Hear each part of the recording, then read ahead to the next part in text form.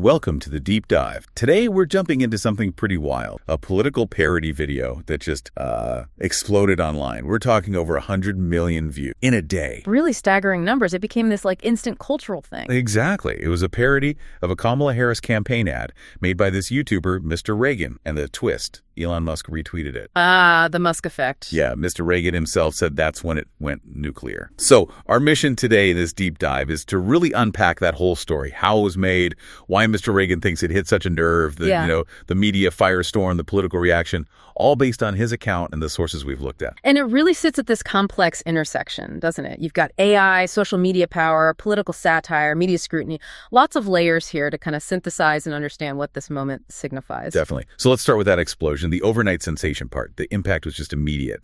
He said over 100 million views and counting within the course of a single day. And it kept climbing, right? Yeah, later figures put it well over that. I think the final count mentioned was around 131 views. Wow. His biggest video ever, by far, right? Oh, absolutely. Nothing else came close. And you really can't talk about that virality without digging into Elon Musk's role. Right, the nuclear part. So initially, Musk posted the video, embedded in his own tweet. Mr. Reagan said that didn't actually drive a ton of traffic directly to him. Okay, interesting. So what changed?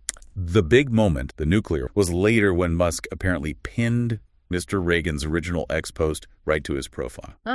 It's the direct link, giving him the credit, essentially. Exactly. That led to way more attribution, more direct attention on Mr. Reagan. Plus, Musk added his own comment. This is amazing with that crying laughing emoji. That's quite an endorsement.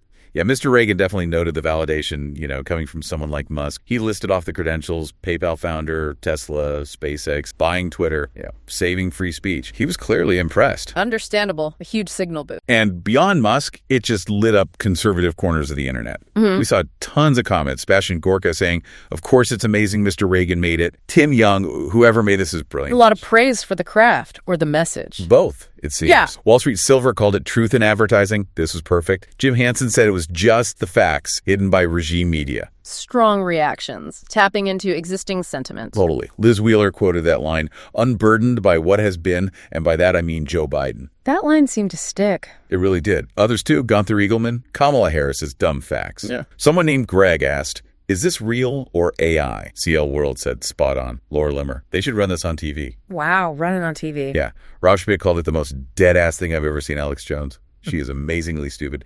Dave Rubin. Truly 100.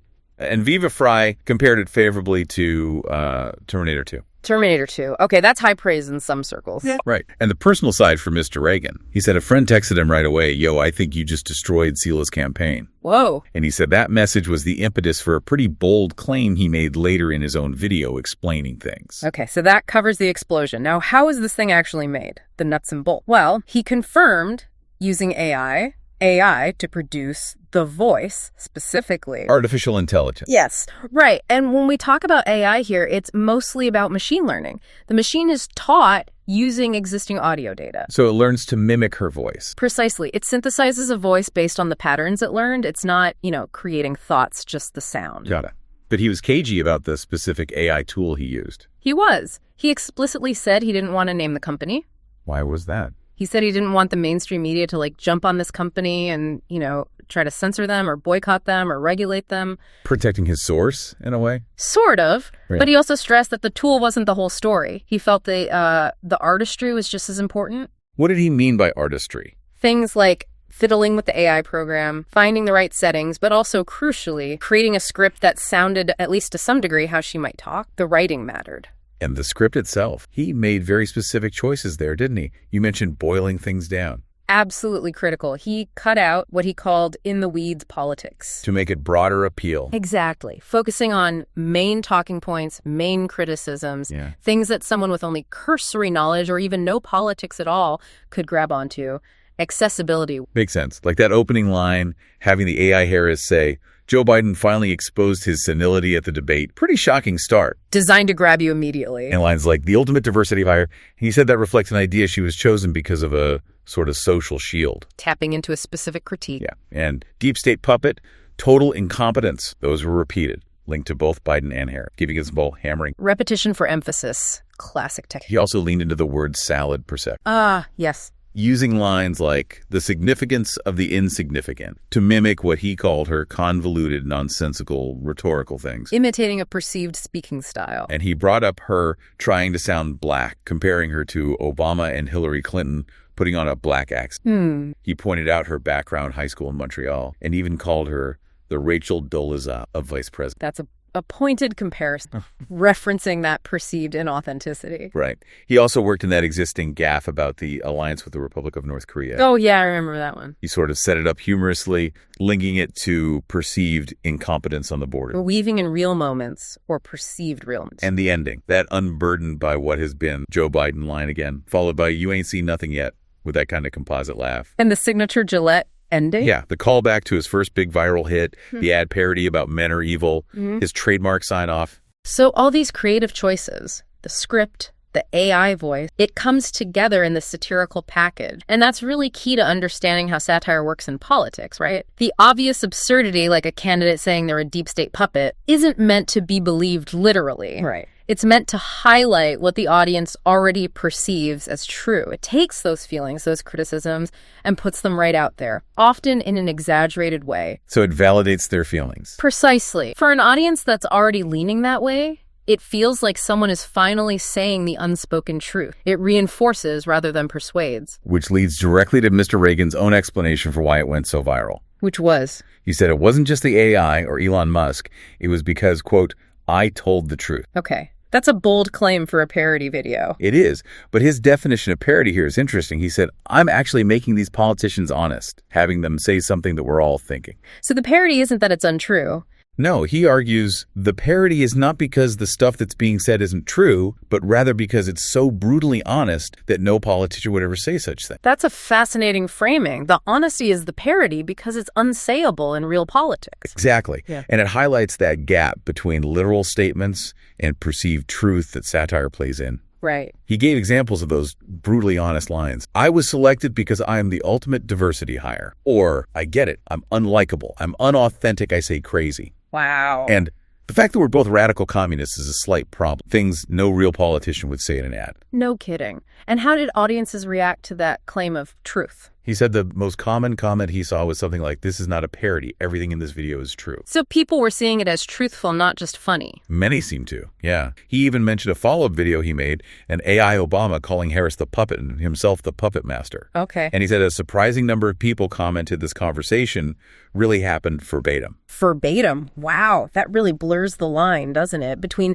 satire and perceived reality. It speaks to the psychological power of this stuff. It taps into existing beliefs, frustrations, and just amplifies them. It makes people feel seen, like their private thoughts are being aired publicly. Even if it's through an AI voice in a parody. Especially then, maybe, because it feels like the mask is off, even if it's an artificial mask saying it. Okay, so huge viral hit, perceived as truth by many. Then comes the storm. The backlash. The mainstream media response was swift and pretty widespread, wasn't it? And covered everywhere. He said it was discussed on just about every major mainstream media outlet in America, and the descriptions were consistent. Let me guess. Doctored? Manipulated? Yep. Labeled a doctored video which falsely shows VP Kamala Harris making stunning claims, and generally a manipulated video. Framing it as deceptive. Definitely. And political condemnation followed quickly, too. Like from California Governor Gavin Newsom. He put out a statement saying manipulating a voice like this should be illegal, and that he'd be signing legislation soon to make it so. Wow, straight to legislation. Shows the level of concern or perhaps political reaction. Mr. Reagan particularly focused on what he called a hit piece from the New York Times. Okay, what was his issue there? He pulled out one specific line from their article. The video appears to have been digitally manipulated to change the spot's voiceover in a deceptive manner. Deceptive manner, key phrase. Right. And Mr. Reagan's rebuttal was fierce. He said, "No, this video does not appear to have been digitally manipulated to change the spot's voiceover in a comedic manner." He basically accused the journalist of knowing it was satire but framing it as deception. And so arguing intent, comedy versus deception. Yes. He claimed the NYT's actual lie was pretending that he or Elon Musk intended to mislead anyone. What about the NYT trying to contact him? Yeah, he addressed that. Yeah. He said the reporter did reach out, but via XDMs, which apparently Mr. Reagan rarely checks. And the message went into that "you don't know this person" folder. Plus, he was asleep in Bali at the time. By the time he saw it, hours later, the article was already published. The time zone issue and platform messaging pitfalls, classic modern communication problem. But this whole situation throws that manipulated media versus deepfake distinction into sharp relief, doesn't it? How so? Well, deepfake usually implies hyper-realistic AI media made specifically to deceive people. Think fake videos of politicians saying things they never said, intended to fool viewers into thinking it's real. Okay. Satire, like Mr. Reagan claims his video is, uses manipulation for a comedic or critical effect, not primarily to... The audience is generally supposed to be in on the joke, or at least recognize the absurdity. But the lines can blur clearly. They absolutely can, and that's the tension platforms like X wrestle with. Their policy targets synthetic, manipulated, or out-of-context media that may deceive or confuse people. Where does obvious parody fit? It's tricky. It's a tightrope walk between free speech, journalistic standards, and the potential for things to be taken out of context or misunderstood, especially now with AI getting so good. Exactly. And the Harris campaign itself weighed in officially. What did they say? Their statement was, the American people want the real freedom, opportunity, and security Vice President Harris is offering, not the fake, manipulated lies of Elon Musk and Donald Trump. Grouping Musk and Trump together there. Right. And Mr. Reagan had a pretty funny comeback to that. He tweeted something like, whoa, whoa, whoa, whoa, those are my fake manipulated lies. Taking ownership. And Elon Musk actually replied to that tweet with just, yeah. Doubling down on the parody angle, I guess. But, this does feed into those broader worries about AI in elections. We've seen actual deceptive uses. Like that robocall. Yeah, the AI-generated Biden voice robocall in the New Hampshire primary telling Democrats not to vote. Or deepfakes used during the GOP primary. Those are clear attempts to mislead. So groups raising alarms about AI have real examples to point to. They do.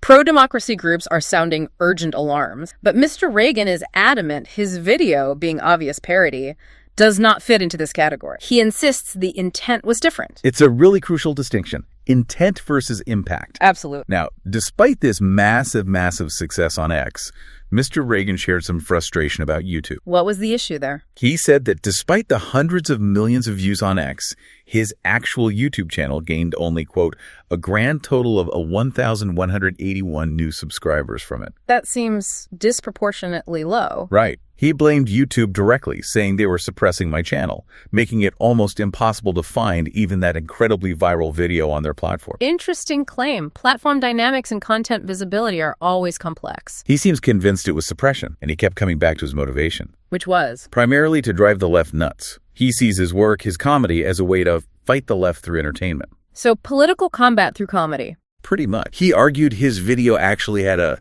liberating effect on the democratic process, not a corrosive one like critics claimed. Liberating how? By voicing suppressed opinions. That seems to be the idea. He even shared a sarcastic comment from his brother Nick about free speech today. What did the brother say? Something like, your video violates the restriction of speech clause in the Constitution. You didn't get it approved through the propaganda czar. If the ladies of The View would not say it well, then it should not be allowed to be said in America. Okay, heavy sarcasm there. Critiquing perceived speech controls. Fairly. And this whole thing, again, underscores the power concentrated in platforms like X and figures like Musk. His ability to amplify is immense. Totally. If he decides something strikes a nerve, boom, it goes global. We saw with his Trump endorsement post, that post about wokeness is a threat. He can set the agenda on his own platform. A single share makes all the difference. So for you listening, what we're seeing is this constantly shifting landscape. Technology like AI, age-old tools like satire, and the massive reach of social media are colliding with traditional media and politics. And your role, the audience's role, in discerning intent, checking sources, understanding context, it's just become incredibly crucial. More than ever, maybe. So quite a ride we took today. From one parody video to a global viral moment. Sparking arguments about truth, lies, comedy, AI, and just the sheer power of online platforms. It really captures so much about our current information environment. And maybe the final thought for you to chew on is this. Given that fierce debate between calling it manipulated media versus Mr. Reagan calling it truthful parody, what does this whole episode suggest about our collective appetite? Is there a growing hunger for this kind of unfiltered, even if satirical, commentary? And how does this constant challenge of telling intent from perception, especially with AI in the mix, change the rules of political conversation for you? Something to think about.